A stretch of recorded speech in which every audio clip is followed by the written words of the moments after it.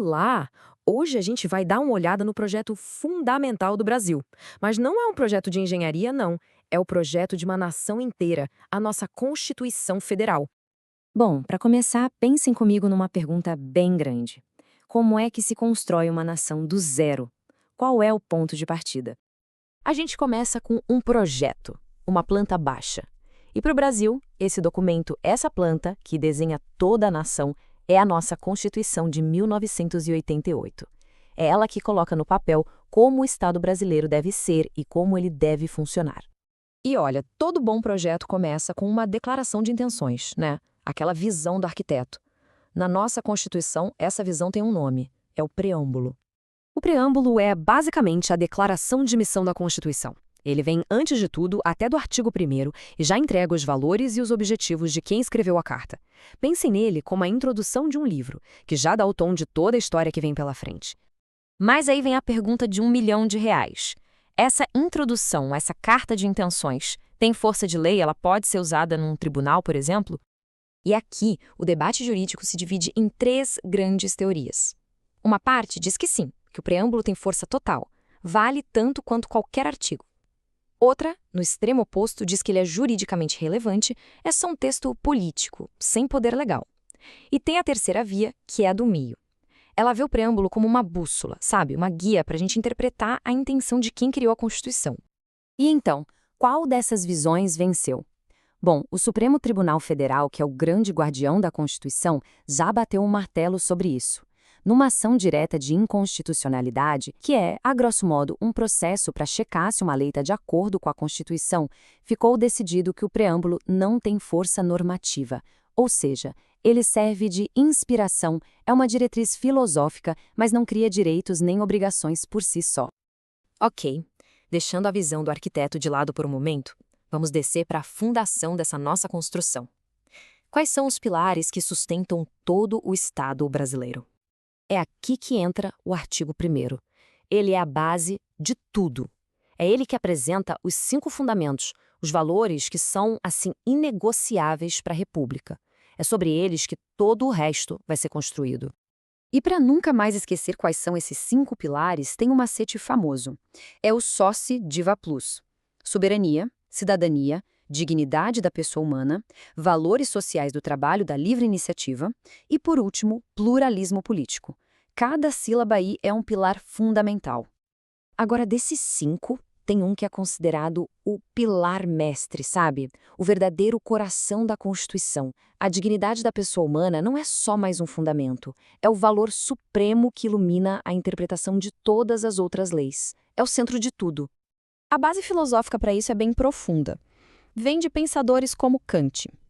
A ideia é que cada ser humano tem um valor em si mesmo e nunca, jamais, pode ser tratado como um objeto ou uma ferramenta para se atingir algum objetivo. É o que impede a coisificação das pessoas. Isso não é só uma teoria bonita, não. Esse princípio tem impactos muito reais e concretos no dia a dia. Foi com base na dignidade da pessoa humana que o STF reconheceu a união homoafetiva como família, que protegeu o direito de um candidato com tatuagem assumir um cargo público e que garantiu a pessoas trans o direito de mudar nome e gênero nos documentos sem precisar de cirurgia. Certo? Com a fundação bem estabelecida, como é que o nosso projeto organiza a estrutura do Estado? Vamos ver como a Constituição desenha essa parte. A Constituição fez 3 escolhas estruturais que são cruciais. Primeiro, a forma de governo é a república, ou seja, com representantes eleitos e com mandato temporário. Segundo, a forma de Estado é a federação, com aquela união que não pode ser desfeita entre estados e municípios. E terceiro, o regime político é o Estado democrático de direito, onde todo o poder, em última análise, vem do povo. E agora, atenção para um ponto muito importante. É fundamental não confundir os princípios fundamentais, que estão lá no título 1, com os direitos fundamentais, que vêm logo depois, no título 2. Os princípios são o porquê e o como do Estado. Já os direitos são as garantias específicas dadas às pessoas. É uma diferença-chave na arquitetura da nossa Constituição. Bom, além da fundação e da estrutura, esse nosso projeto também define metas bem claras. É como se fosse uma lista de tarefas para a nação. E o artigo 3º é exatamente isso. Ele lista os objetivos fundamentais da República. São metas, programas que o governo precisa perseguir o tempo todo. É a própria Constituição dizendo, olha, é para essa direção que a gente tem que caminhar. E aqui temos outro mnemônico para ajudar. Com, garra, erra, proacul. Construir uma sociedade livre, justa e solidária. Garantir o desenvolvimento nacional. Erradicar a pobreza e a desigualdade e promover o bem de todos, sem preconceito. Essas 4 ações resumem a missão contínua do Estado brasileiro. E aqui tem um detalhe de linguagem que é genial. Percebam que os objetivos do artigo 3º são verbos. Construir, erradicar, porque eles indicam ações internas, metas a serem alcançadas aqui dentro. Já os princípios do artigo 4º, que falam das relações internacionais, são substantivos, independência, defesa da paz, porque eles definem uma postura, o jeito de ser do Brasil no cenário mundial. Bem interessante, né? Então, como é que tudo isso, desde o preâmbulo até os objetivos, sai do papel e vira realidade na vida da gente? O ponto central é este.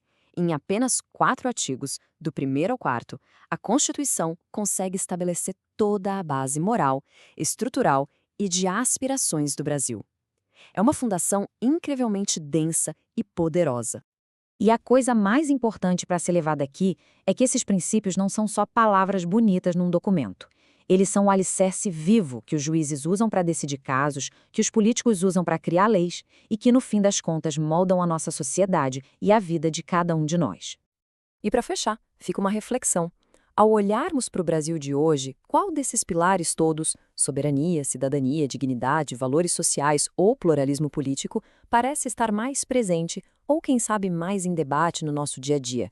É uma pergunta que conecta todos nós, diretamente, a esse projeto de nação.